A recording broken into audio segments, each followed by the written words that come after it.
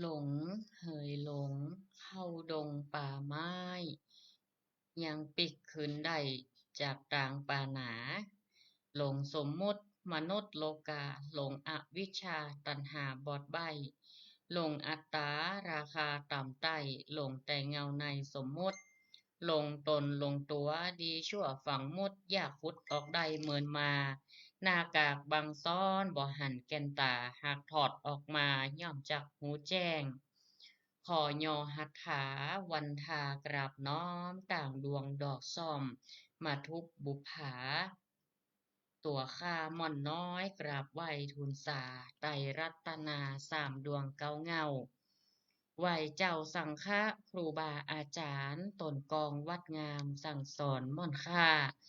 สั่งสอนม่อนค่าขอนอบน้อมในคุณของพระรัตนตรัยอันมีคุณพระพุทธคุณพระธรรมคุณพระสงฆ์คุณพระอริยสังฆเจ้าทั้งหลาย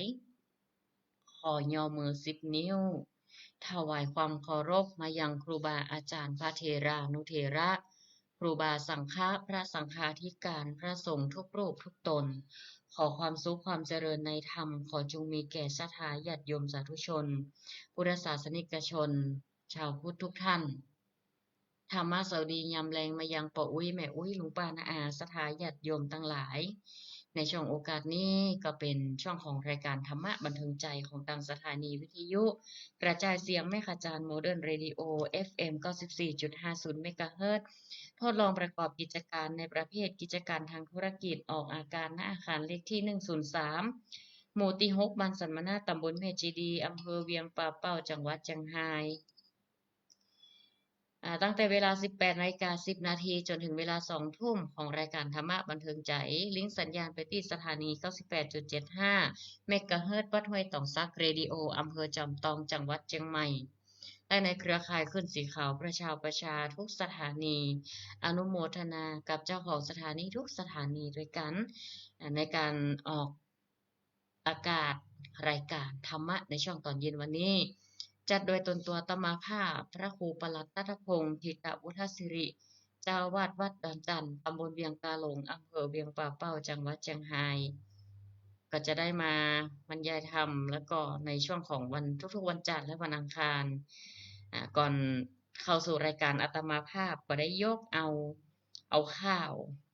ลงสมมุติเอามาจากเพจของนันชาติคนเขียนข่าวอีลูกโอ้ก็เป็นข่าวที่ให้ข้อคิดคติธรรมได้ดีหลงเหยหลงเข้าดงป่าไม้ยังปีกคืนได้จากป่าต่างป่าหนาอีกนะหลงสมมุติมนุษย์โลกาหลงอวิชชาตัณหาบอดใบ้หลงกะบะหลงได้จะใดแต่ว่าไปตานเตียนบันนานปิกบัดตันเปิ่นไปตานเตียน หลงเข้าป่า หลงสถาญาติโยมติไปตานเตียนต่อว่าติวัดห้วยงูในพอดีว่ามาจ้าแหมต่างหากนะก็ออกวัดจัดเจ้าปะเก่าพอดีว่าส่ง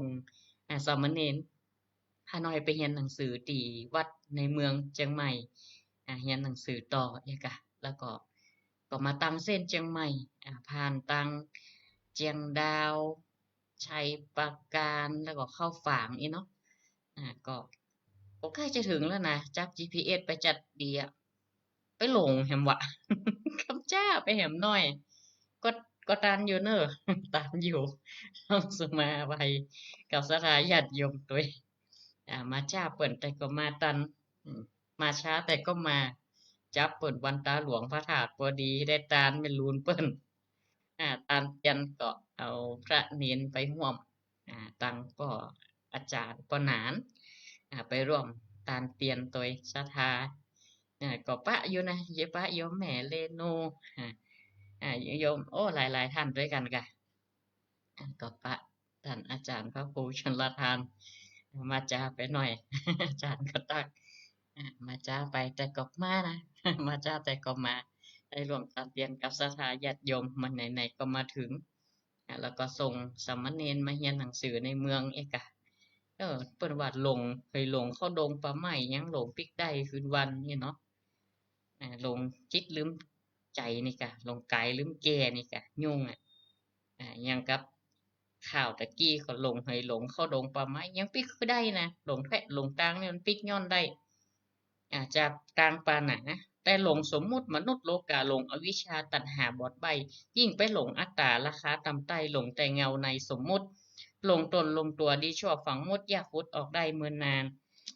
หน้ากากบางซ่อนบ่หันแก่นตาหากถอดออกมาย่อมจักหูแจ้งเนี่ยญาติโยมมันหมายถึงจะใดประเดี๋ยวสังคมมันบิดเบี้ยวนะสังคมที่บิดเบี้ยวไปอย่างข่าวอย่างกำทำนายอย่างที่เปิ่นออกมากันเนี่ยยุคถิ่นกาขาวกาขาวอีหลูไปแน่ใดเปิ่นทำนายบางทีกาขาวเป็นกาดำบ่ฮู้ยุคแห่งการเห็นกงจักเป็นดอกบัวยุคที่คนหลงเชิดชูอีกาขาวที่เนื้อแท้เป็นเพียงแค่กาดำปัจจุบันสังคมข่าวคนทำบ่ดีกลับมีสิ่งที่ดีๆสังคมให้ยืนแล้วคนที่ทำดีล่ะนะก่อตั้งคำถามในสังคมบัดเดี๋ยวนี้บ่เพียงแต่คนที่เป็นผู้ปกครองหรือผู้ใหญ่อย่างเดียวนะที่บ่รู้ข่าวสารข้อมูลอหยังเนี่ยอย่างข่าวผิดกันผิดลูกผิดเมียนะมี1แล้วแอมแถม2ขี้เหือนำน้องซ้อน2จังล่มออกข่าวออกหยังกันแต่สังคมมันผิดแผกบิดเบี้ยวออกไปกลับสรรเสริญเอาคนที่ทำบ่ดีกลับมีที่ยืนในสังคมพอจะได้เป็นนักร้องพอจะได้เป็นโปรก้าไลฟ์สดหยังก็แล้วคนที่เรียนมาเหรอเนี่ยสังคมตั้งคำถามน่ะเจตุเจ้าว่าคนเดียวนะก็มีคนตั้งคำถามกันว่าก็แล้วที่คนเพิ่นทำดีตลอดเหรอกว่าจะได้ไปเป็นนักร้องกว่าจะได้สร้างอาชีพดังๆจะได้เป็นดาราแต่บางคนได้คือเป็นมามีชื่อมีเสียงมาแต่พื้นฐาน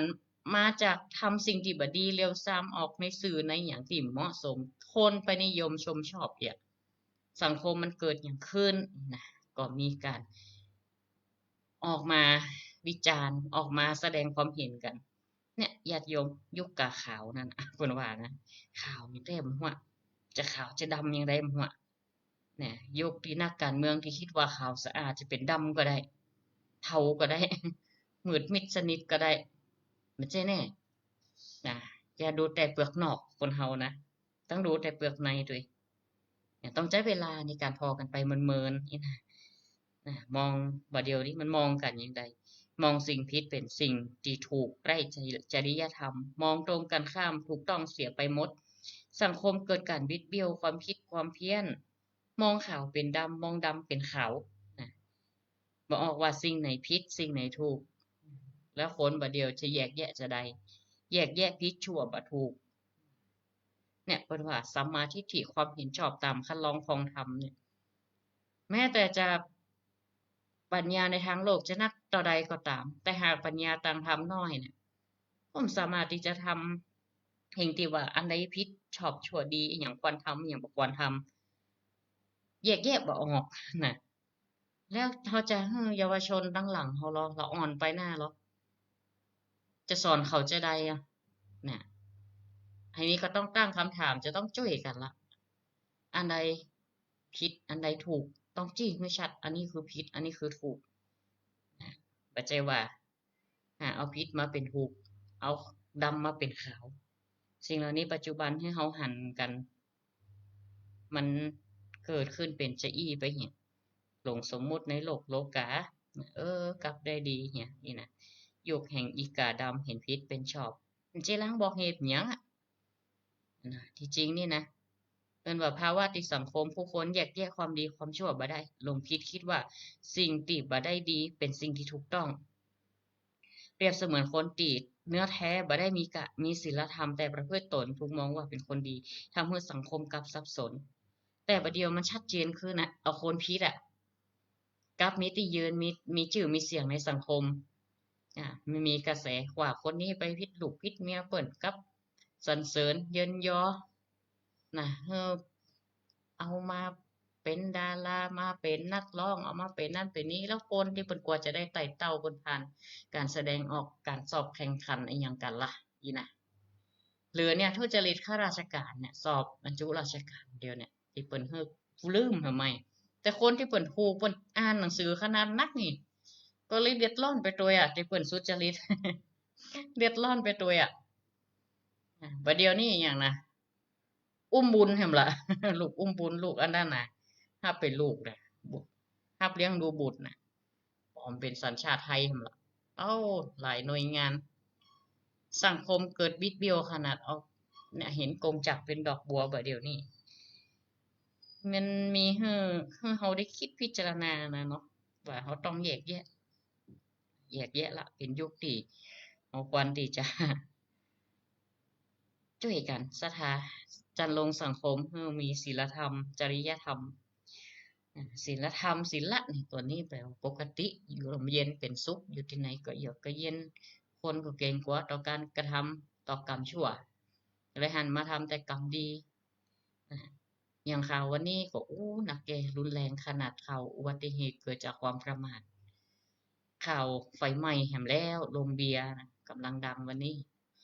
อย่างน้อยเสียชีวิตไปก็27คนล่ะเอาไฟกันในหันซ้ำเป็นแก๊สซ้ำเปิดประตูโดนออกซิเจนตั้งนอกมันก็เพียงกับเปิ่นโฮมแก๊สเข้าโฮมในห้องมืดนี่กะผมพอเขาเอาคลิปออกมาคนหล่นออกมาของตันก็หลอดเจ็บบาดเจ็บสาหัสก็หนักไฟไหม้หัวไหม้เชื้อไหม้ผ้าหมูตีหลอดออกมาหมูตีมหลอดกับกองอ้อกันอยู่หั่นมีที่หนีไฟปรากฏที่หนีไฟเขาปิด บ่ใช่หยังอะเขากลัวเบี้ยวกะเบี้ยวไปนั่งโต๊ะอาหารกลัวบ่จ่ายคือเพิ่นอันนี้ความประมาทเปิดประมาทตัวบอกว่าอันนี้นะแต่ก็บ่ขอลงความคิดเห็นเขาก็ฮู้ๆหันๆกันอยู่เหมาะพอดีพอควรเนาะบางเทื่อความสนุกสนานความหลงความมัวเมาอบายมุขกินข้าววาสาจะเข้าพรรษาแล้วเนาะเขาจะปลอดภัยจากภัยอันตรายต่างๆเชื่อว่าเขาอยู่บ่ได้มันก็จะมีอันตรายอย่างมันก็มีอยู่ใครจะไปฮู้แต่เขาบ่ประมาทในการใช้ชีวิตของเรานะดีที่สุดละประมาทเมื่อเรามีชีวิตอยู่นี่เราก็ทำหน้าที่ของเราให้ดีที่สุดในการทำงานทำหน้าที่ในการครองเรือนฆราวาสเย้าเรือนประพฤติในศีลในธรรมบอกไปฆ่าสัตว์ตัดชีวิตไปเบียดเบียนไผโกงไผไปลักขโมยหรือบ่ไปผิดลูกผิดเมียหรือผิดเอาหนึ่งเรื่องแอมแหมสองเป็นเดือดร้อนเป็นกระแสสังคมเด้อไม่ได้ไปออกรายการโหนกระแสเหมาะอย่า มาได้ก็เอามาออกนะมันมีกระเครียดหมื้อเนี้ยนักสังคมก็เห็นผิดเป็นชอบเห็นกงจักเป็นดอกบัวนะแต่กรรมมันไปไหนกรรมมันรอจังหวะเล่นงานอยู่ยุติธรรมเสมอพอไปพอเหมือนนี่นะพูดการอู้การจ้าพูดปดมดเท็จนะพูดปดมดเท็จขอเสียดคำหยาบเพ้อเจ้อเพื่อสำรวมในการใจวาจาอยู่ร่วมกันเมื่อมีความสุขแม้แต่ตีทำงานถ้าอู้กันหมดไปติดต่อศูนย์ราชการที่ไหนอู้ม่วนจาวาในโอ้ใจชุ่มใจบ้านมันจะเมินกว่าจ้างเด้อแต่ถ้าเจ้าหน้าที่แป้งหน้าบิดๆเบี้ยวๆมันตึงบ่ม่วนเนอะ ไปโรงยาซ้ำเจ็บเลยเจ็บละเก่าน่ะ มันเฮานี่มีมันเฮานี่ตั้งโรงเฮานี่มีเหมือนมีเมืองกะลิงกะลาดไปเนี่ยโอ้อูสัตว์อูขวางให้มีนะอ้าวอันนี้ซ้ำเจ็บละเก่า จะบรรเทาให้เหลือเก่าติดต่อราชการที่ไหนเจ้าหน้าที่ผู้ม่วนจาวานด้วยความเบิกบานยิ้มรับไมตรีอีโลอันนี้ม่วนกะมันจะบรรเทาไปกะเมินต่อได้ก็ไม่เป็นอย่างทำตามลำดับขั้นตอนของเปิดอันเนี้ยเพิ่นให้มีศีลห้าเนี่ยปกติศีลของเขาเขาอยู่รวมกันปกติแต่ห้าข้อมันเป็นพื้นฐานแต่ถ้าเขาอยู่ปกติสุขของเขาเนี่ยอยู่ที่ไหนมันก็ม่วนไปที่ไหนก็เย็นไปที่ไหนก็สุขมีความสุขไปที่ไหนก็ร่มเย็นเป็นสุขแล้วก็สำคัญคือข้อสุดท้ายที่พานจะไปพิษหนักหรือเกิดอันตรายทางชีวิตทรัพย์สินก็คือการดื่มสุราเมลัยสิ่งเสพติดเปิ่นจึงฮือเว้นพระพุทธศาสนามันจะได้ขึ้นต้นว่าคำว่าห้ามนะเพราะห้ามคนมันห้ามเนี่ยห้ามมาได้ก็พอกะคนเฮาห้ามได้ที่ไหนข่าวออกกูว่ากูหวีกูวันอะจึงพยายามเตือนตนมีไผเตือนตนนั่นแหละดียิ่งห้ามก็เหมือนยิ่งยุมนุษย์ประเดี๋ยวนี้ต้องเตือนตนเองเว้นคือลดละเลิก ก็ให้เข้าวาสาลดละเลิกจากอบายมุขสถานที่อโคจรทั้งหลายที่อาตมาภาพกล่าวมาบรรยายไปติดแล้วเรื่องอบายมุขเนี่ยมันพาไปเป็นบ่อเกิดแห่งหลายๆอย่างเสียชีวิตและทรัพย์สินตัวเองเสียทรัพย์สินเสียชีวิตแม้แต่สูญเสียร่างกายอันตรายต่างๆเกิดจากแหล่งอบายมุขเที่ยวกลางคืนอย่างไรประหารกันละเที่ยวกลางคืนเที่ยวดูการละเล่นการพนันคบคนชั่วเป็นมิตรเกียจคร้านการทำงานสิ่งเสพติดสุราเมลัยทั้งปวงกินบ่บัญญังดังนั้นก็ลดละเลิกเว้นออกไปเป็นพื้นฐานของเฮาบ่ให้มันจิตใจของเฮาไปลุ่มหลงเพราะเมื่อเข้าไปลุ่มหลงแล้วยังว่าหลงป่าหลงทางยังว่าให้ปิกได้บางเทื่อ GPS มันอาจจะ 3G 2G มันบ่อัปเดตเด้อ มันละเฮาก็มีสัญญาณหายละกันก็มี GPS นี่นะปลาหลงแต่เฮายังบุญออกได้อยู่ลูกชอดดีว่าให้รถปิกได้อยู่หรอกแต่หลงจิตหลงใจนี่มันถึงจะเอาถ้าใจคนมนุษย์คนเฮานี่ไปตอยหลงโดยอำนาจแห่งกิเลสไฟต่ำมันบอกไปทางใดเฮาก็ไปด้วยมันทางนั้นเข้าโคเข้ากลุ่มเข้าไปทางเหตุแห่งความเสื่อมทั้งหลายมันหลงไปแล้วปิกคืนนี้เนี่ยฉะนั้นเพิ่นจึงเอากำข่าวกำเครือมาไว้เป็นคติเตือนใจคนชั่วที่แซงเป็นดีเปรียบเสมือนอีกาดำเอาสีขาวมาปกปิดอำพรางตัวเข้าใจว่าตัวเก่าเป็นดีหรือบริสุทธิ์เน้นภาพลักษณ์การสร้างภาพต่างๆสังคมเป็นจะอีไปเนี่ยแล้วก็เป็นตัวอย่างที่บ่ดีให้รุ่นหลังอ่อนรุ่นใหม่มันสำคัญมากๆที่เราจะต้องฟื้นฟูสังคมของเราให้มีศีลธรรมจริยธรรมที่ถูกต้องมีสัมมาทิฏฐิคือเกิดขึ้นได้ก็คือความเห็นชอบอันใดเป็นสิ่งที่ควรทำสิ่งบ่ควรทำอันใดควรละอันใดควรประพฤติต้องชี้จำแนกแจกแจงให้ถูกต้องอาตมาภาพก็จะได้วันนี้จะได้แสดงธรรมมาเทศนาพื้นเมืองเน้อถ้าบัดนั้นก็จะไปช่วงที่2ของรายการธรรมะบันเทิงใจก็วันนี้วันพรุ่งนี้อาตมาภาพติดประชุมประชุมที่จังหวัดเชียงรายศูนย์ศึกษาพระพุทธศาสนาวันอาทิตย์เปิดนัดประชุมแต่ละศูนย์ก็จะได้ไปร่วมประชุมวันพุธถึงปิกบัดตันแน่ก็ยังทำใจหนทางถนนหนทางตังไปเชียงรายเฮานี่กะวันพุธนี่นะตังที่เปิ้นแปลงถนนใหม่หันเขาลงขี้พอยังหลุมพระจันทร์พระอังคารน่ะบัดเดียวเนี่ยฝนซ้ำตกเนี่ย ตึงบัดตันปิกมาตึงบัดตันแน่นอนเพราะเปิดประชุมบ่ายพอดี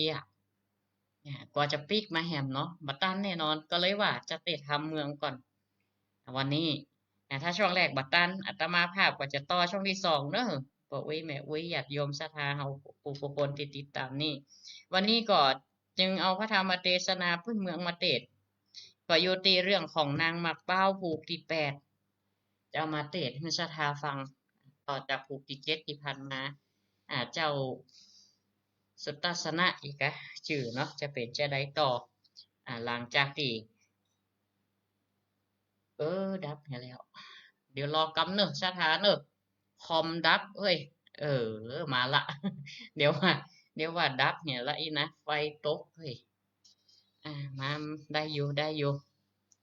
ของกระถากั้งกาไว้ก่อนนะเปิดโมงผิด ตั้งใจรับฟังเด้อญาติโยมเรื่องของนางมักเป้าตอนที่ถึงที่เจ้าสุทัศนานี่ไปพาพญายักษ์แล้วก็ได้ลูกสาวยักษ์โดยเป็นนี่เมีย2แล้วหรอกอยู่หันสักวางก็จะขอเดินทางออกป่าเมาะอยู่หันได้สักปีนี่เอกด้วยพระโพธิสัตว์เนาะเพิ่นให้มาสร้างบารมีหรอกจะไปอยู่สุขอย่างเดียวตึ้มได้ใจนิสัยของพระโพธิสัตว์มันก็จะต้องมีเหตุจะต้องบำเพ็ญบ่ให้ติดกับสุขหรอกใจว่ามีสุขความสุขละติดหลงยึดติดกับความสุขที่ตัวเก่าได้มาตัวเก่ามีความยินดีปีดาแต่มานึกถึงสิ่งที่มันเปลี่ยนแปลงไปดังอนิจจังทุกขังอนัตตาของมันบ่เที่ยงเสมอไปความสุขก็จะได้จีรังยั่งยืนฉะนั้นเป็นเหตุที่พระโพธิสัตว์จะต้องเข้าแพะเข้าป่าเข้าดงป่าไม้ไปตั้งสร้างบารมีแหมใน ในแต่ละเหตุการณ์ในแต่ละชาติอย่างถ้าเราได้ฟังธรรมในภูมิต่างๆจะว่าอยู่ดีสบายก็เซฟก็สุขเองนะก็ต่อไปนี้อาตมาภาพจะได้แสดงพระธรรมเทศนาเรื่องนางมรรคเป้าภูที่8เป็นลำดับต่อไปนะโมตัสสะภะคะวะโตอะระหะโตสัมมาสัมพุทธัสสะลำดับธรรมเทศนายังนางหมากเป้ากันทวน8ส่วนอันว่าเจ้ากูพีวินหากาตนเป็นน้องนั่นไซจริงมีนาอันยมกี่บานใสเหตุมีใจอันจมโดยอันว่าพี่จากปอกลวดเก่าบอกดีลีการว่ามีเป็นสันนั้นแต่ก็หากบ่ยากผู้ขาน้องก็หากจักอยู่ทาตามโศกจาแลปีเฮยว่าอันแล้วตีนั่นตนแก้วนอโพธิสัตตาได้ยินยังว่าจาน้องเจ้าปากก็ยินหากสมใจตาทาในกาลานั้นเล่าตนเจ้าจริงยินดีลัวจริงมีกรรมมังกาลาจาต่อว่าเจ้าจุงพอเมืองราเฮมีอายุติกายาวชั่วกว้างอยู่ก่อสร้างแปลงเมืองเฮมีเตจะเรืองผ่านเผาเฮได้เป็นเจ้ากว่าเมินเฮิงเฮปอดเฮิงฟังอายุเกตขั้นเตยตีหันจริงเฮสุดตัวน้องสายใจเฮยเจ้ารักพี่จุงเฮได้กี่สุขบ้านใจเตอนาวานต้นแก้วปล่อยซ้ำสั่งอำลายังเสนาและอามาตังประจานาราชและมนตรีว่าตันจงอยู่ดีโจผู้ก่อยอยู่สร้างดูเมืองก่อนเตอวันการว่าตนแก้วสุดตาสานาสั่งยังฝูงเสนาแล้วจอดเจ้าก่อนลวดเกินหอดยังมาจานายยามนั้นมาคนใส่ติบแก้วก่อหูเลี้ยวลวดสายยองมาเถิงตันตานอเจ้าก็ลวดเข้าโซยามเดียวแต่แลตาดีนั่นกันว่ามาจานายมาหอดแล้วยามนั้นตนยอดแก้วกาสัตตาก็เรียกหายังนางงามหมากเป้ามือเน่ากอดไปปานเจ้าก็จะภูมิเอานางไปนางอาสนาไปนากาว่านางจงนั่งมันเฮอมีตั้งสติไปลุนก็ซ้ำเรียกเอานางจันตามุขีมายามนั้นตนแก้วปล่อยจริงนานำไอยังนางผิวใสยอดแก้วเฮอนางแล้วก็ห่างอันส่วนตนผู้บ้านนอกแก้วรัวซ้ำเข้าไปนั่งตั้งกลางสองนางไปลางแลไปนาตีน้ำเจ้าก็ไว้นาสั่งอำลายังฝูงเสนามาส่วนมามิงแก้วตัววิเศษก็ลวดสยองขึ้นสู่บนอากาศบัดเดียวยามหนึ่งก็ไปถึงฟ้าเขียวป้นเมฆฟ้าคุ้มแผ่วรอดพื้นตีโยมเมยน้องคุณแลตีนั่นฝูงยาคาหนุ่มเท้าตั้งหลายพร้อมกันแงนดูสายตาจูทานปอมือจวนกันพอเยี่ยมลูกเอ้ยเจ้าและพระตนบุญหันพุนปูนบ่อแจ้งยาพอแจ้งก่อนยาให้ตาฝูงนำนายยักษ์ใหญ่ลางพองทานปอให้บีดข้างเหตุว่าเขาเสียได้ตนนางงามยอดแก้วว่าบ่ได้หันแล้วเล่าสองทีจะแลว่าหันแลหาทาคาตีนีนั้นเล่าเตคาติโยอันว่าคาติญาเจ้าตั้งสามอันไปตามการแลจับมาขี่มาตัดผ่าด้วยสายลมเป็นอันจมกันยินลักมากทุกโพหากยินดีมีเป็นดังได้ภาพโลกก็บอดหัวครอบตั้งหลังจับนางเนื้อมาแล้วแก้วกอดเอว พาแนวเหนือลมสองแขนกลมข่าวปอดกำกอดรัดตัวคุณสองประทุมปานจักแตกเจ้าก็แทกไปหลังแล้วจริงซ้ำกำไปหน้าเจ้าก็กล่าวว่าน้องรักปีทั้งสองอย่าได้กอดแหงนักอวยตัวปีนี้จักเป็นดังจักแล้วไปแล้วตนแก้วว่าวางสองนางจริงซ้ำกล่าวว่าสองเขือข้าหากยินกลัวเหตุอันว่าโยคือลมตีถูกต้องเขือข้าน้องจริงว่ากอดราดปี้เป็นแหงแสงคำคุณเฮยเจ้าตีรักเขือข้าขอจงเฮมาไว้หน้าลงดินและเตอเพื่อข้าหากยินเย็นเห็นอันสายลมมาปัดกีบจงเฮียรีบลงไว้ข้าเตอวานเมื่อนั้นเจ้าหยอดให้สุตาสนาก็พอดูหน้าตายังสองแก้วหยอดเป็นอันแหงบ่พอเสมอหลังจากเหลือใจนางทั้งสองแต่ดังว่าพอดูหน้าแต่ก็หากหินมองมีสองตาเป็นอันหับหีนาบอกกีชมงามสองนงรำอ่อนเศร้าตนเจ้าหากพอแล้วก็คุณหน้าจริงจันจากกับโดยมาแก้วว่าตันจงไว้หน้าย่อนลงไปทางใดจากดีตั้งอยู่ทันจงนำเข้าสู่ไปในฐานะตีได้และอันจะควรนางลีเฮอตันพิจารณาไปและเตอวานเมื่อนั้นอันว่ามาแก้วตัววิเศษนาชาในได้ยินยังกำจาอันเจ้าเก่ารู้ข่าวก็ลัวสยองเคืองโคง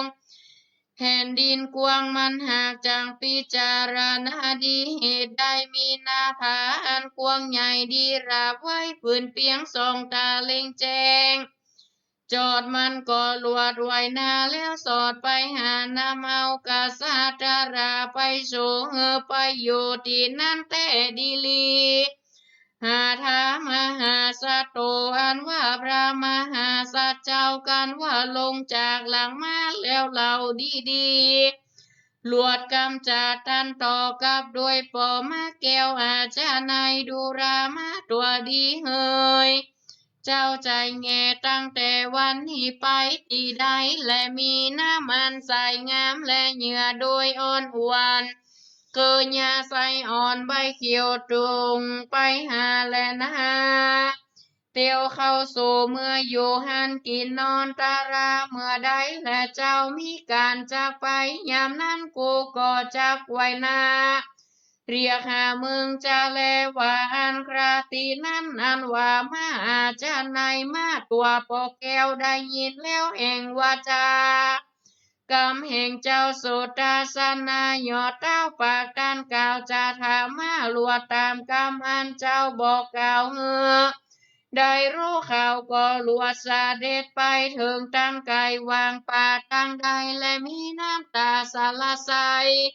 ตามันก็ไปหันจอตีได้มีหญ้าปอนและหญ้าใสเขียวมันก็เตียวไปเถิงซอยโยตีได้มีหมู่ไม้ดงนาตีได้และมีกูหาทำใหญ่มันก็ไปโยตีหันสุขสบายใจแห่งมันก็มีหันและนาญาทาและมีในกาลาเมื่อใดตาในกาลาเมื่อนั้นกันว่ามาตัวหาจะในตนผ่านแผ่วไปปรากตีหันแล้วลวดหายตาในยามนั้นเราเตคัดติโยหันว่าสามนอแก้วขาดติญาก็เอากันนอนเหนือหน้าผาอันเรียงรามอันสุภาพนากองใจส่วนตนบุญใส่นอแก้วอยู่แล้วตีตั้งกลางสองตนนางนอน้อยปล่อยซ้ำอยู่สองริมนอนซัดจิมอยู่ไกลบ่ไว้ตีอันจักอยากเรียกว่ากลัวเสียงฟ้านแสนร้องเจ้าน้องอันจือว่าจันตามุกีเรียกว่ากลัวมีก็ลวดไว้หน้ามาคบตนคำ สองมือกามเน่าก่อส่วนนางยอดหมากเป้าก็สันเดียวยินเสียงนกและเกี่ยวก็เรียกว่าเป็นเพศไวนาลีเตไตมือคุณทรงทานนาจุงถึงตั้งเป็นดังจักแตกจักแล้วก่อนเอายังเอวและตัวเจ้าบ่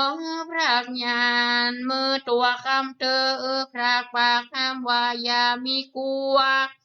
ตัวปีนี้ปานจากแปบดังเข้าแคบอย่างแอบไกลจนแถวและเตอหวานก็มีหันแลตีนั้นสองตนนางหนุ่มน้อยปล่อยซ้ำก่าวเล่นเห็นผัวตัวเรานี้บ่เล่างามเมนสาบ่อาจเจ้าจุนจำยิงตามอีออกค่ายเหมือนจักนายสองราชาและปีเฮยหวานเมื่อนั้นยอดนอกแก้วโสตาสนาลวดจันจาอ่อนอ้อยว่าสองนางนาดน้อยปีอุดมพี่และปีบ่จมยังสองเจ้าดังเรือและจางเอาขี่มารอดถึงมาตกถึงหิมมาวันเถื่อนกวางดีปล่อยไว้เฮอเป็นแม่ไม้แม่ห้างอยู่เมืองหลังอันนี้สั่งปล่อยมาเถิงตีนี้การว่าปีบ่ฮักก็บ่ล้างว่าจังเฮอขี่มาตามมาและกาหวานตีนั้นสองนอกแก้วทีวีก็บ่มีกำขานตันต่อบ่ลวดได้อยู่มอบหน้าสวัสดี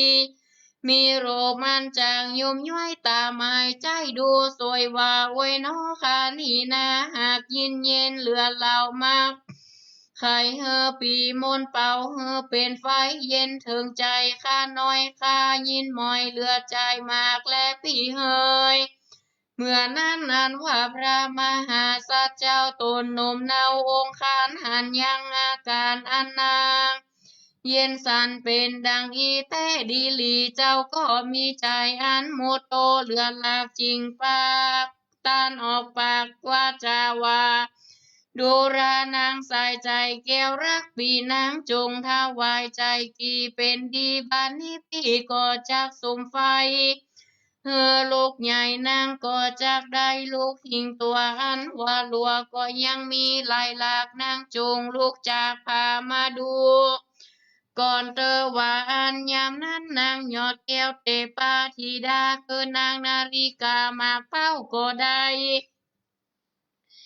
แจ้งยังอันเจ้าเก่าก็หากยินดีอันว่าพระมหาสัจเจ้ากันว่านางมากเป้าลูกมาแล้วเล่าตามกรรมตีนั้นพระตนคำหนอเจ้าก็ลวดเป่ายังติดปะคนในขณะบัดเดียวลูกเป็นเปลวพุ่งออกไม่ตลอดไม่สายไฟเรื่องเราหลอดพับจอดเนื้อกายายามนั้นยังตัวแห่งนางนาฬิกาหน่วยเป้าปล่อยซ้ำร้องกล่าวนางจันตามุขีบ้านนี้ไฟมีแล้วนางน้องหยอดแก้วก่อยลูกแล้วมาหิงบ่ยินติงพ่วงโศกเจ้าปล่อยวานอนนักบ่ยินการอ่านจะเลือว่าอ่านแล้วยามนั้นนางจันตามุขีหยอดแก้วจริงได้แจ้งแล้วแห่งว่าจาอันนางนาฬิกาเรียกร้องก็ลวดจากน้องพาเปียงมาเรียงกันนางอยู่เป็นหมู่ล้อมหิงไฟยาส่องอันตาไหลสู่เจ้ายาด่างบอกหัวจากกันเป็นด่างบอกไข่หันและบิดหน้าปลายอยู่จากไว้ไผ่มันก็มีอันแลคราตีนี้เจ้าสุตตาสนาหนอเต้าลวดกาวแสงกาวย่อยใหญ่ว่าทานาตีนี้เฮาบ่ฮู้จักภายเนี่ยเกิดบ่เนี่ยกี่ใจเหลือสวดเหตุบ่จังอวดด้านกับไผเกิดว่าจักจากาบโดยนางสองก็เนี่ยเป็นดังหน่วยตาไหลเลื่อมเลือกเหมือนดังนางตั้งสองจากบ่เจียตนตัวล่างเตือผัวห่างยังแต่ไส้กลางป่าไม้ตีไก่คนหากเป็นปักพัตตาดอยตวนไปทุกปีมีหมูจ้างและเสือสิงบอกกลางลิงเหี่ยวล่างหัวควายป่าและตัวมีราชสีแลเหงือกน้ำพอดูป่าซ้ำก็บ่หันในภายป้อยจักมา ไปเอาว่าไปนานั้นบ่ฮู้ว่าจักเป็นเรือจริงซ้ำว่าบ่ฮู้ว่ามีตีไกลและตีไกลใจบ่ใหญ่สักหน่อยเต่ามีใจค่อยส่องนอกแก้วเหตุอันใดตีเปิงแล้วเตรียมตันไผมันลวดใจใหญ่บ่ใครเกิดควายกับเราจะแล้วว่าอ่านเมื่อนั้นนางจันตามุกีและนางนาริกาหน่อยมากเอ้าก็ได้ยินตนนอดเอ้ากล่าวอุบายยามนั้นสองสายใจนอดให้ใจลวดไม้ปานจะขาดเสียตนลวดเอาตนก่อนอ้อยกล่าวว่าพระเจ้าคอยว่าสันได้ไผจากมาเป็นตีเปิงแก่เครือข้าหากมีแต่พระนอนลาตนเดียวกลางดงเขียวเถื่อนไม้อันอยู่ใจก็หากบ่มีไผดังว่าบ่มีสองใส่ใจนอนน้อยไผจากมาใจยังตีนมือเจ้าคอยด้วยแต่เจ้าก็จังยังผู้ค้าตั้งสองหากเปิงมีจะแลว่าอันตีนั้นอันว่าพระแก่นไทยกษัตราลวดเจียนจากกำไมย่อยุ่มใส่ขวดโจวาดุระสองอุดมเฮยน้องรักปิยาตรีมาเกียรติจาโตสาวาจาอันนั้นพี่ก็หากเล่นย่อหยอกเต้นใจนางและว่าแล้วตีนั้นตนนอกแก้วล้วนยกย่อมือเฮามือคอนขวามาการกอดนาวยังนางหมากเป้าพองผิวใสคอนใสซ้ำมาไหลก่อนนาวก่อนยังนางหยอดเต้าจันตามุกีสรีหยอดแย้มกำจูบแก้มถึงกลางวางตนนอนเหนือผ้าเสื้อนอนอูเพื่อเรียงกันไผ่บ่หันถึงตีปีแลน้องกอดตัวนอนเป็นอันวอนใจมาไผก็หากบ่ไปหันในดงตาลป่าไม้ไว้เหือสามปีนนอไทยเล่นมวนมหรสพเป็นดังตัวกบและตัวเขียดอันออกยามเมื่อคำลอยเล่นตีน้ำสารวังนั่นแลราติยาในกลางคืนนั้นและรุงแจ้งมาแล้วส่วนตนแก้วก็เจียนจากกันนางนาฬิกาและนางมุกีเอาตนมานั่งอยู่เหนือนาโกหินพาเจ้าก็เป่ากระถามวนยังติบเตมันเทวดาตนวิเศษหากสอนปานแต่วันเสินนั้นเล่าก็ลวดบ่เหมือนนานลวดกลายเป็นโภชนาอาหารหลายสามมีพร้อมรำสัพพทาหากมีรสอันหอมและหวานมากตามใจหากเอากินยินหวานใจอร่อยสองนางนาดน้อยหากจมบานจากว่ากองไฟก็มนเจ้าเป่ากันว่ากินข้าวแล้วสองนอกแก้วก็มานั่งหิงไฟยินสบายใจบ่แล้วก็ซ้ำจวนการเตียวเอวส่วนว่าสองนอกแก้วก็ลุกไปตามตั้งสองแห่งนางก็โยบนางงามตื้นปีกเสื้อเจ้าจันเชื่อก็นางสุกเศร้าการเจ้าเอาไม้เม่นต้นดอกตำตอกเฮือตกลงมายามนั้นนางนาฬิกาและนางจันตามุกีหยอดแก้วกันหันแล้วก็จวนกันบิดดอกสองศอกหนอบิดหักเอามาปักหมวดเก้าหยอดเกสีเนบเข้าจอมหัวรสนัวหอมเหินทานปอหอมเล่าคืนตัวดังยังบ่ตันเมินสักหน่อยปล่อยซ้ำไข่ไปหันยังดอกผ้าจันอันหอมมากจริงจักไปเอาลวดยังเศร้าแสแม่นสองเจ้าแล่นไปหาเอามาปักใส่เก้าทัดนั้นเรายังมีดอกสาราปีหอมหล่อนจ้ำป่าอ่อนหอมเนืองกิ่งก้อมเหลืองมีหมากกับโดยดอกหมากตาควายดอกไว้วันดีไว้แอมดอกปีมแฮมบ่อปอสูงยามเมื่อลมพีหงมาปัดล้นตีใต้ต้นปอเพื่อไปเหนือยังน้อยโยดอันนั่นลวดบ่จับใจซ้ำจริงไปหันตั้งสีจันดอกสวยเป็นดอกน้อยในข่าวเหมือนดังดาวอยู่ฟ้ารถไปหอมไก่อันนั้นหากมีใจใครใดขอเฮอปี ปีเจ้าเอาไม้ไปแส่ตกปันสองนางจันบิดแบ่งเฮียแต่งใส่ปักหูหันดูงามจะเจือนหอมเคินข้าวตัวดังมากแลป้นนั้นไปนาเหล่าซ้ำนอเจ้าอย่างเตียวไปกลางดงไพรเถื่อนจ้างเขาเหี่ยวในป่ากว้างลำดับมาเตียวถึงไก่ลำดับไว้ในป่าใหญ่หิมมาวันก็ยังหิมมาปานป่าใหญ่ล่างที่มีตัง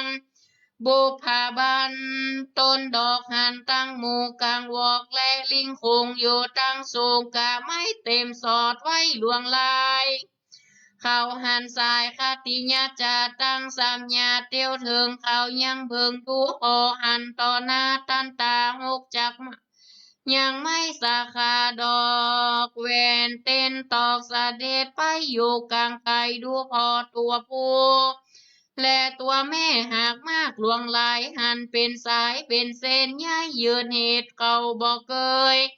ได้ยามหันคนและตัวตนไว้ไปนองเสียงร้องว่าจุกจุกสองขาจุกยำยองร้องหายังลูกเสียงปันข่าวเนืองนั้นซาโตกะไม่ก็หากเต็มไปหันแล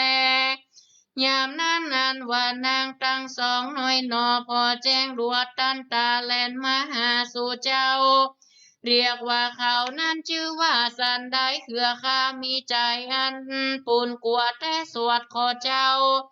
วัดปันมาพอดูมือขาและตั้งหน้าซ้ำปล่อยว่าเหมือนคนตาก็มวนจนจอกอันนั้นออกชื่อว่าสันได้นันจาตินันเจ้าสุตตาสนาได้หูแล้วจริงบอกเฮอนอกแก้วตั้งสองว่าเขาพองนวลเฮยเจ้ารักปีนากียุบตางามมีคำถามตันออกอันนั้นตันเรียกว่าวอกตั้งและลิงคุงเขายามเกี่ยวโศกเหนือกะไม่เจ้าน้องไทยอย่าได้มีกลัวและเตอว่าอันแล้วตนแก้วลวดเตียวไปนางนงไวใจกวางซ้ำปล่อยซ้ำเตียวไพ่อย่างตามลางเตือนางเตียวไปก่อนหน้าไพ่กลางป่าลำดับไปตกเติงไทยเหลียวรีบปล่อยซ้ำไปยังทีหนึ่งลี่เอาใจเตือเจ้าบนใส่ยอดแก้วเนี่ยเหี่ยวหยอกบัวจมว่าดูรานางจันตามุกีเฮยดอกมูนางบอกว่าแมงบงน้อยไตจะพกนางจุงปัดตกยันจากเฮอปัดรากบัดเดียวแดดเตอเมื่อนั้นนางก็ตกใจกลัวพอสานมือขวานั้นกอดดอกหัวมือหนึ่งเต่าดาข่าวร้องตาว่ามีไ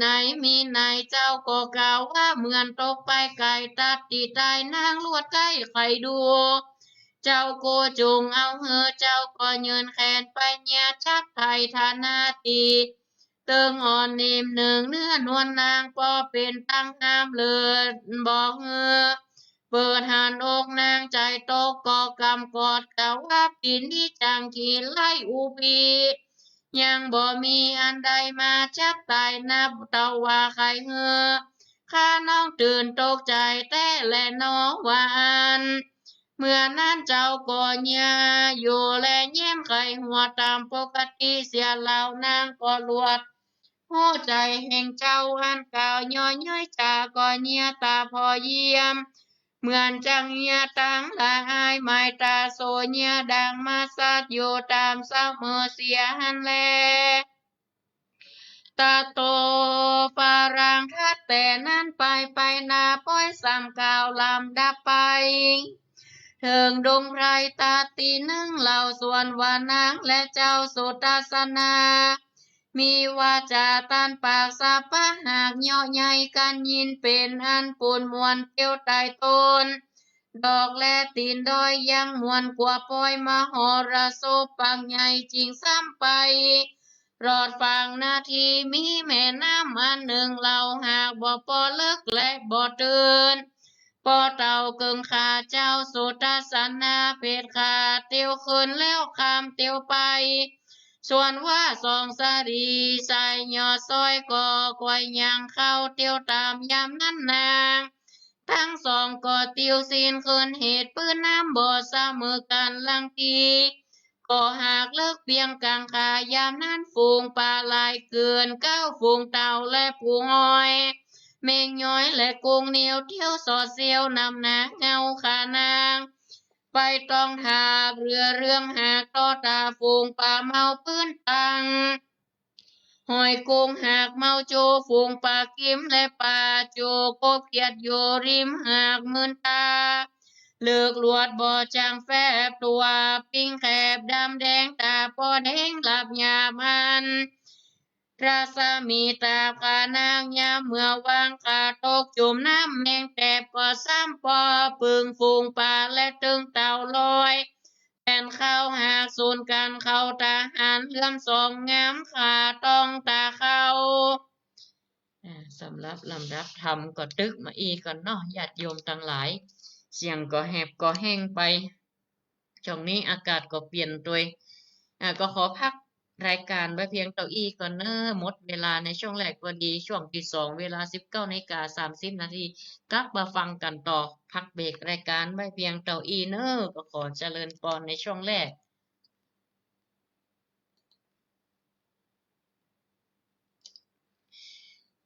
อนุโมทนากับญาติโยมติรับฟังผ่านทางไลฟ์สดทาง Facebook เนาะแล้วก็เพจรายการธรรมะบันเทิงใจตัวอยู่ณขณะนี้อาตมาภาพขอพักเบรกรายการเอาไว้ก่อนเนอะญาติโยมจะได้นี่ก็เวลา7 โมงครึ่งหรือทุ่มครึ่งปิกมาฟังกันต่อเหลือมสักน้อยแล้วก็จะได้สรุปทำให้ศรัทธาญาติโยมเฮาได้เข้าใจอีกครั้งหนึ่งเรื่องของการเดินทางโจรภัยของเจ้าสุทัศนากับนางอ่ากับนางนาฬิกาเบาน้อยอีกนางนาฬิกามักเป้าและก็นางจันต้ามุกขีเป็นจะได้ต่อนะเดี๋ยวจะมาเล่าสรุปให้ฟังโดย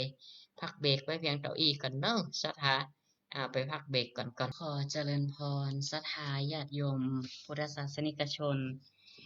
ทุกผู้ทุกท่านที่ได้ติดตามรายการธรรมะบันเทิงใจในช่วงนี้โดยเข้าสู่ช่วงที่2ของรายการแล้วเนาะก็จะได้เตะธรรมแล้วก็จะได้สรุปธรรมให้ศรัทธาแห่งครั้งหนึ่งเนาะหลังจากที่แสดงพระธรรมเทศนาช่วงที่2จบก็ตั้งใจรับฟังกันต่อจากที่ก่อนหน้ารายการเนอะ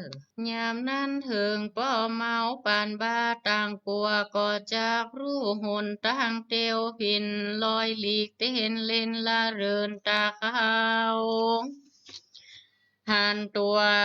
นางไปผ่าภาพสาบน้ำกงกาปูหอยป่าปอใบแต่ไปตายแหล่ไปเหนือนางหมากเป้าก็หาแควนเหลื่อมส่องดูโซนน้องก็หาข่าวนวลข่าวเหมือนเงินหล่อข่าวดังตัวต่อตันอันคำรังก็ยังขาวเหลือกลัวแก่นกล้วยอันท่านกี่ออกข่าวเหมือนดังเกิมไข่อันท่านจริงปอกนั้นดีลีพระสามีเรื่องปานฟ้าแม่ปอล้นแลบไหลลามปอว่านางแลยกตีนอย่างตามโตยเจ้ากวางฟานอันอยู่เล่นก่อทานปอกวงเงานางบางฟาดฟาดทานปอจวดเมาวินตั้งสติคิงบ่ได้เงาอยู่ไม่ทุกตัวสัตว์ก็มีหันและนาตาตาตีนั้นอันว่าโพธิสัตว์เจ้าสุตตาสนากับนางกัญญาตั้งสองนอกแก้วการว่าพ้นจากน้ำแล้วก็ป่าเมาก็เอาการเตียวกว่าด้านป่าไม่ดงดำข้ามติดในก็เอาการนอนพักตีหันการรุ่งแล้วก็จริงไปเข้าดงไทยตัดสื่อหน้าการคำไปแล้วก็จริงซ้ำนอนเสียอันเป็นใจหากมีแต่เจ้าสองพี่น้องก็เอากันไป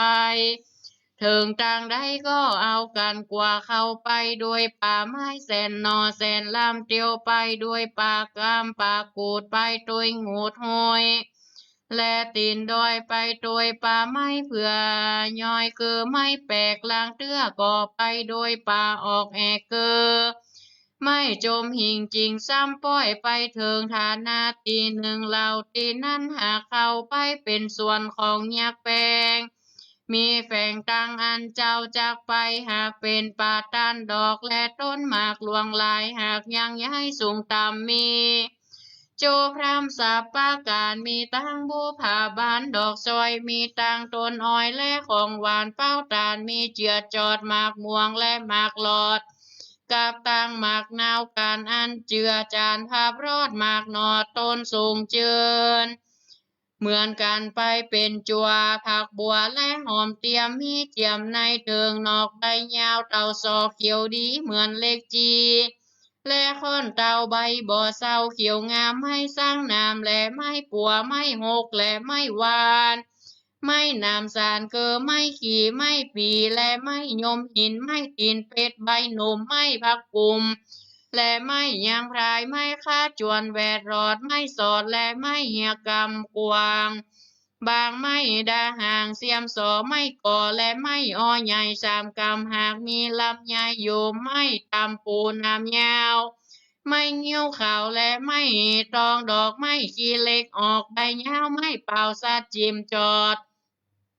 จอมมีรอดล้อมส่วนพรายตั้งไม่ตั้งหลายมีหมากต่างเจือหากส่วนการจาโดยอันมีหน่วยหมากโกยและหมากบรรนัดหมากกอมัดและหมากกอเข้าหมากตับเต่าและหมากมอนจริงหมูนกดินมาสู่บินเป็นหมูเก่าเน่าเข้ามากินสับป้าหมากอันใดก็หากสับกินสัตว์เดียวดิน เกือกวางป่าหมูฟันล่าไล่ลามห้องก่อมากินมาก่อตัวพ่อและตัวแม่เป็นฝูงลิงคุงและขังวอกอยู่ตรงสาลอกไปเฟยนกเลยและนกกูดบินสูดไส้หากินดังดินตั้งหมากเป่าหมากเมาและหมากแหนหมากเว้นและหมากขี้นกเป็นโปกหอยตามใบหมากไฟถึงหมากอื่น และหมากฟักถั่วซาป้าถั่วหากเต็มแดนมีหลายแสนอันต้นแก่นมแก้มกันมีหลายอันโจสามแต่ฝังน้ำแม่กงกาหมูยาขามาแต่งไว้ส่วนดอกไม้ยิงล้านหลายมีหลายพันพร้อมกูสามเจ้าไปหล่อแล้วโสตาหันหากหันเป็นยินสนุกสว่างลางที่ก็เป็นหันกวาง และเป่าดาตาเหมือนดังส่วนคนมนุษย์ลมฟ้าเป็นวองว่าดูงามสามขสัตติยา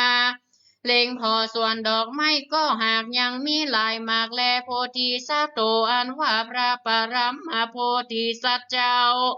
อ่านเขาชื่อว่าสุตตาสนานำเอายังนางปิมปาตั้งสองยอดซอยก่อยเข้าป่าอุทยานไปเอาโป๊ผ้าบานไว้แหวนไม้สาวแม่นตื้นหักตัดปักผมใส่กาวเน็บใส่เขาสองหูหันดูงามจะเจือนใจเจ้าฟื้นเป็นกำหันลำนำสองหนอซอยตาอ่อนม้อยเป็นยามเห็นอันสองนางงามตั้งแว่นเนี่ยดูก่อนเนี่ยแกนเปิงใจสองนางไปย่างย้ายตาหมายใจเมื่อเพื่อนล่างเตือนสติได้ใจไม่เอานุกหนัวหัวใจบ้านอย่าแย่มีใจมาไข่เน่าจูบแก้มยุบแฟงสองปิงแปงน้อยหนุ่มดีหอบอมโจวันยามแลนะฮาในกาลนั้นอันว่าเจ้าสุตาสนาเอานางจันตามุขีและนางนาริกามาเป้าเขาเอวดาว โอทายานเอวเด็ดเอาผู้ผ่าบานดอกไม้ยาดังนั้นไส้ลำดาไปเตียวไปในกลางสวนยาผีพรายใจก็ได้หันยังโรมไม้ต้นสัญญามีสาขากิ่งก้มการอ่อนน้อมเผื่อโปงมีตั้งดอกดวงย้อนห้อยหอมจืดจ้อยสนุกใจชื่อว่าอโศกวราหันสายการยืนกิ่งการเกิดก่อนมอเสียงอาออดเสียงดังรอดปืนแต่เหมือนดังเสียงแน่เจ้ามันเหตุดังอ่านลมญาติญาติญาติยันตั้งสามพี่น้องกอดลวดนอนง่ายร้อนกระหายยังใจหนักมากจริงตันปากร้องสามนางดูรานางทั้งสองเฮยเจ้าปีตัดตีหันดังจางกวนเราชวนกันเมื่อสู่ยังอยู่สบายใจก่อนเธอว่าอันแล้วยามนั้นตนนอกแก้ว โพธิสัตตาก็เอานางสองปิมปายยอดซอยก่อยเตียวย่างไปยังรูคารมกวงปัดกวดเพียวดีลี ก็เฮอสองสาลีนางเนื้อจุ่มอยู่ใต้ต้นไม้เฟยสวัสดีก็มีโดยประการดังกล่าวมานี่แหละนะนี่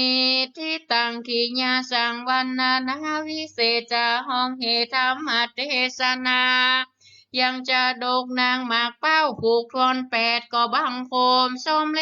สเดน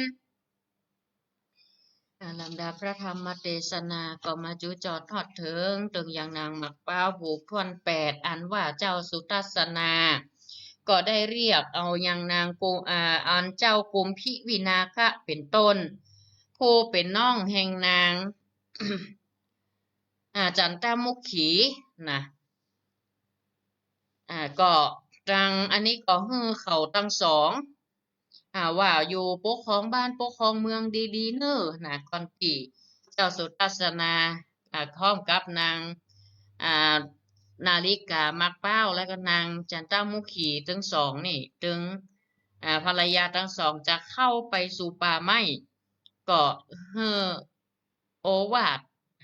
ว่าเฮ้ออยู่ด้วยกันเนอะอยู่สร้างเมืองสร้างพาราแห่งนี้เฮ้อมีเตจะเรืองเฮ้อมีอาณาเขตอ่าที่มั่นคงเพราะว่าจะได้ไปยังติใจปรารถนาสร้างตั้งเสนาและอำมาตย์ตั้งหลายค่ะคนมนทีประชาราษฎร์อวยอำนวยอวยพรให้อยู่สุขสดสดีเหมือนกันกูคนจากนั้นตนแก้วสุทัศนาก็ปาเอานางทั้งสองขึ้นขี่ม้าแก้วอาชนัยบินสยองขึ้นไปบนฟ้าอากาศกลุ่มในพระธรรมเทศนาก็ได้พันนาถึงเหมือนนางทั้งสองขึ้นขี่ม้าแล้วเอานางนาฬิกามาเป้าตั้งหน้าแล้วนางจันตามุขีอยู่ตั้งหลังบุญเมฆไปมานางทั้งสองก็กลัวจะตก ก็กลัวกันเนาะขึ้นไปทางบนก็ตัวตกกลัวตกลงทางลุ่มหน้าตาก็ปอเปิดปอจางปอมองนี่นะก็ว่าจะให้น้องทั้งสองนี่ตกไปทางลุ่มใกล้นะเพราะว่าเจ้าจันสุทัศนานี่บอกนางทั้งสองอันอย่างใดมือนี่ก็กำแตะกำไว้นะอ่าหายใจพอบอกแล้วบัดเดียวนี่ก็แต่งว่ากันกันไปก็มาหันหน้านางทั้งสองก็เปิดพอจางพอเศร้าพอหมองแต่กะมันเคยอยู่เมืองสบายอยู่ที่สบายเนาะขึ้นขี่ม้าอาจจะนายแก้วนี่บินลัดบนอากาศสยองขึ้นโอ้อันกะอันก็จะได้ลงจอดก็ลงจอดไปเสาะหาตีบะหินผาเปียงตีดอยปะปะตาตีดีมาพิจารณาพอก็เฮือมาอาจนายลงสู่ยังสู่ป่าตีเรียบตีเปียงก็ไว้หน้าบอกเฮือมาอาจนายว่าโอ้อันนี้นะมาเฮามาถึงนี่แล้วเจ้าจะไปหาเสาะว่าหากินไปเสาะหญ้าใสอ่อนใบเขียวไปพอตีน้ำแม่น้ำอย่างที่มันใสสะอาดไปพักตามสบายใจเจ้าเตอะก็สั่งบอกมาไปเข้าไปตีแม่น้ำใสๆเสาะหญ้าเสาะอย่างกินเตอะเขาก็จะได้เดินทางต่อไปแล้วญาทาและมีในกาละเมื่อใดตาเหมือนนั่นมาอาชนัยก็ได้รับคำสั่งได้รับกรรมอนุญาตจากนั้นสามกษัตริย์ก็ออกเดินทางเข้าป่าไม้พันนานะหาป่าไม้ละชะทากำนั้นนะมีตั้งดอกสัปปะดอกผลไม้ธรรมนมักหลักไม้ตังเตียวนี่มีสัปปะกุฏิอากาศก็หนาวก็เย็นเขาก็ทั้งหลายก็มามาจากันเล่นกันหยอกกันไปพ่องถึงสองสามเขานั่นนะเดินผจญภัยกันในป่าพิงเตือก็พักดังไฟหิงกันอากาศมันหนาวเลยกะก่อยในธรรมนี่ยังพรรณนาไปถึงได้ได้จ้าทำเป็นแซงอุบายแซงจากันเล่นกันหยอกกันอย่างเช่นนางนาฬิกากับนางจันตามุขีนี่แต่งบอกว่าบ่บาจากับเจ้าสุทัศนาหรอกเจ้าสุทัศนาอันเป่ามนต์คือเป็นกองไฟหิงก็ได้อินนางทั้งสองก็หิ้งไปในขณะที่เจ้าสุทัศนานี่ก็สงสัยนางทั้งสองบอกปากบาจาเป็นจะได้กายก็เล่นจากันไปก็ว่าเจ้าสุทัศนานี่กำลังจะเอาเฮามาปล่อยมาอย่างนี้เห็นแล้วก้าเนาะ ตั้งไกลและใกล้ไปพอตั้งใดก็หันตีจะได้จะไปตั้งหน้าว่าไกลว่าไกลพอตั้งใดก็มีกับป่ากับไม้กับเขาก็อู้เยาะหยอกกันไปเจ้าสุตาสนาก็ว่าอู้บ่ใจจ้านายนะดึกมาม่อยนะม่อยตีนก่อนนะคะดึกมาออนซ้อนนี่มีใครนอนสองข้างก็เอานางถึงสองนี่นอนเอ็มกันเนียวหันเฮือใครหนาวเดินมาเจ้าสุตาสนาก็ท่องมนต์เป็ดคาถาเพื่อเป็นอาหารแหมละเพื่อเป็นอาหารผลไม้หลักไม้นะโอ้สบายนางทั้งสองได้กินให้หายอิดหายเหนื่อยจากนั้นก็เดินทางกันต่อไปหลังจากแจ้งมาก็เดินเข้าแพะเข้าป่าก็บรรณนาแห่มละสถาญาติโยมทำนิ่มพรรณนานักนะพรรณนาถึงผลไม้หลักไม้มีสัปปะเนาะอันก็เข้าไปถึงยังปลาหิมพานต์ละประเดี๋ยวนี้นะปลากันเข้าเขตปลาหิมพานต์ก็ไปปะยังจ้างเถื่อนสิงสารสัตว์มีตังวอกมีตึงบอกกลางเลยลิงขุงเขาทั้งสองเคยหันนะเนาะก็กลัวนะหัวลิงปลากันกำแหลกนางถึงนางสุทัศนากานางหันทมุขีกาเดี๋ยวก็นำหน้าเจ้าสุทัศนาของก็ตัวหลังบอกกองได้หันยังหมู่แมงบอกกลางเลยลิงขุงตั้งหลายก็กลัวสถาญาติโยมกลัวบ่เคยหันมันอยู่กะไม่ว่าเจ้าก็บอกว่ามันเป็นยังบ่ต้องกลัวเขาบ่เคยหันคนเสียงมันถึงห้องอกอักตัวนี้ล่ะมันก็ปากันมากินหน่วยผลไม้หลากไม้หมู่นั่นต้องพานานาใหม่สะปะใหม่เนอะสถามีตีมักเป้ามีตังสะปะคณะตีนตั้งสามเที่ยวลัดแม่น้ำก็บ่ลึกบ่บ่ตื่นเขินต่อได้หมอกสักหน่องนะเอกเพียงหน้าขานะนางทั้งสองก็พาเขาพอนานางขานางทั้งสองนี่เหมาะหมู่ป่าหันก็ป้อกันปักหันมืนเกนตาป่าตั้งหลายมาลุมตอดลุมหยังป่าพายังก็ป้อมเป็นอันว่ายน้ำว่ายหยังหันยังรัศมีของนางเงาไปกระทบสัตว์ตัวใดก็เป็นอันเป็นที่จับต้องใส่ตาสัตว์ทั้งหลายลุกพรรณนาถึงขนาดนั้นนะอู้นักบัดไทยเหมาะสะครับผมใครเปิงตัวใดในธรรมนี่เปิดก็จึงมีจะอีแท้หรอกก็ปากันไปไปเสาะไปก็หันตึงนกตึงในตึงซักสะปะมาเสาะว่าหากินมีตึงบะม่วงบะลอดตั้งมักนาวมากการบักเกนบักเกนบะนอดบะเดียวบ่ค่อยหันแล้วเนาะสักค่ะหน่วยบะนอดที่มันออกปื้นเป็นหากมันคล้ายๆบักเกวนเนาะแต่บะนอดนี่ออกตั้งหลุมเล็กมันจึงมีสปะไม่สร้างน้ำไม่หัวไม่หวานไม่มากสารไม่ตีนเป็ดนี่ตึมใครได้เนอะ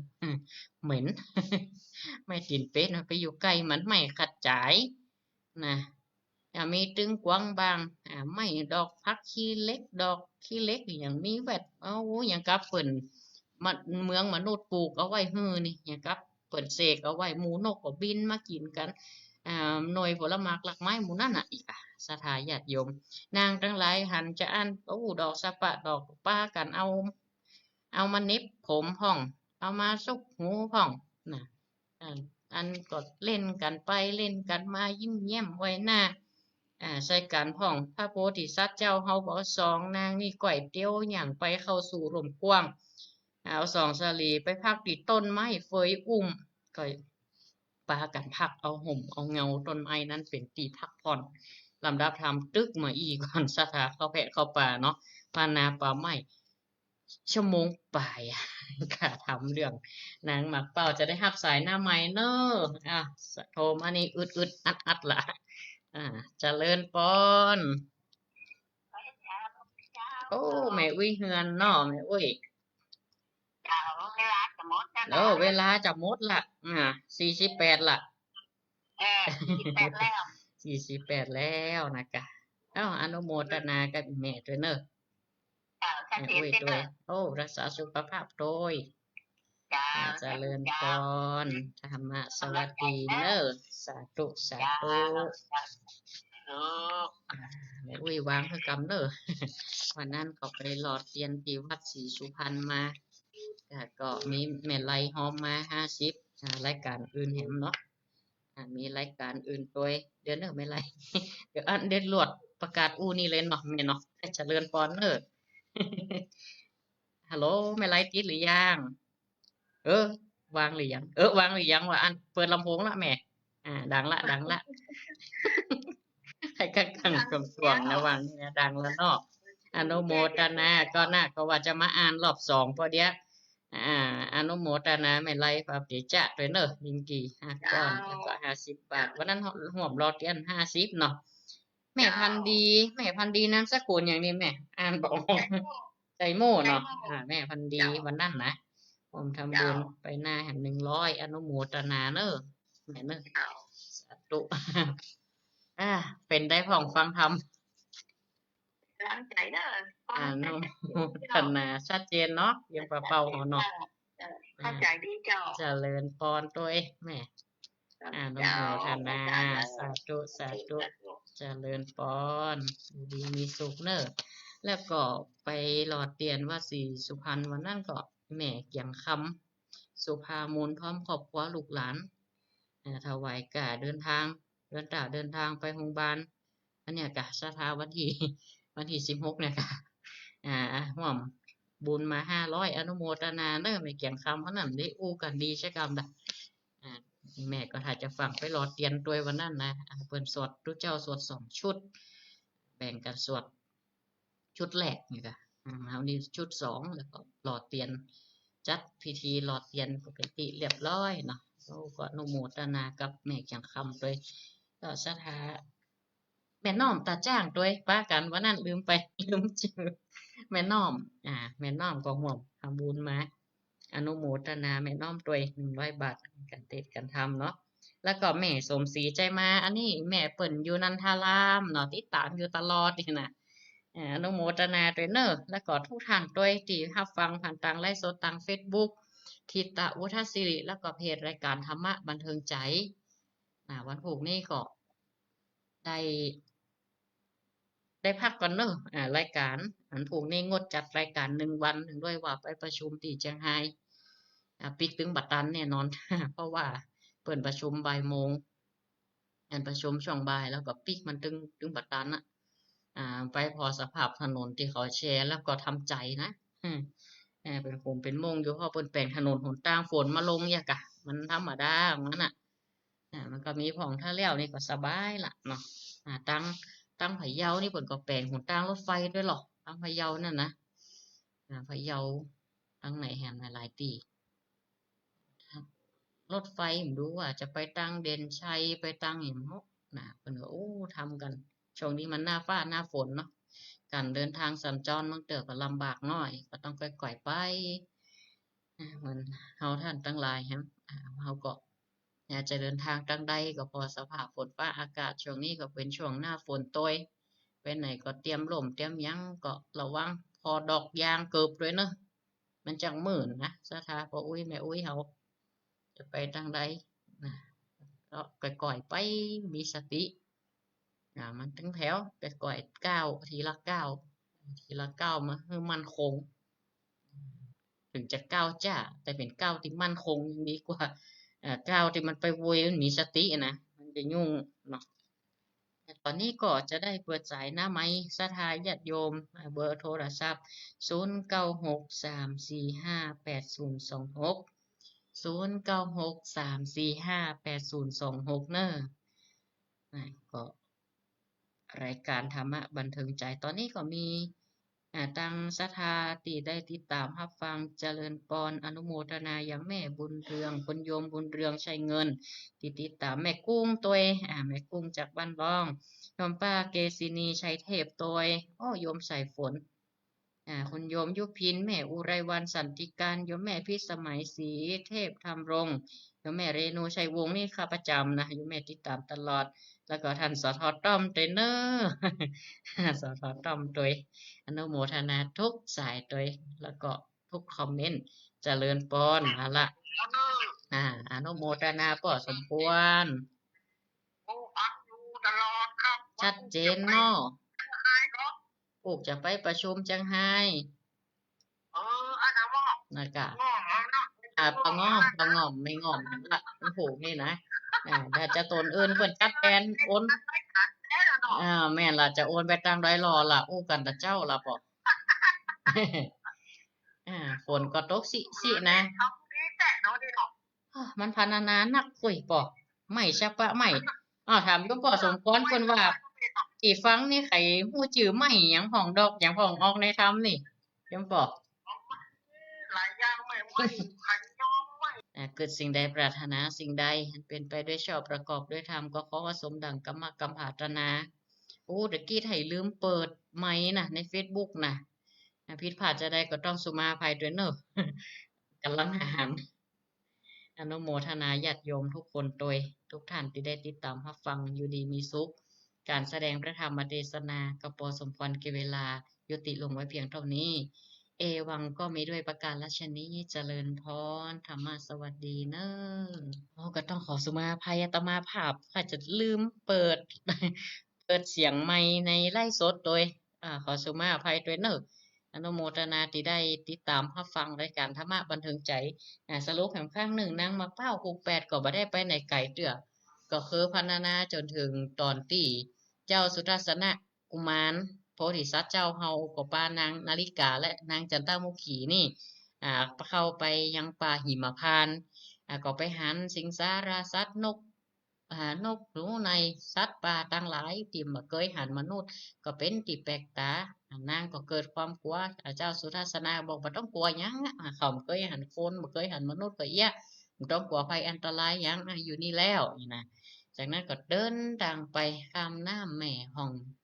ก็ไปพักเอาแหงพักใต้ร่มไม้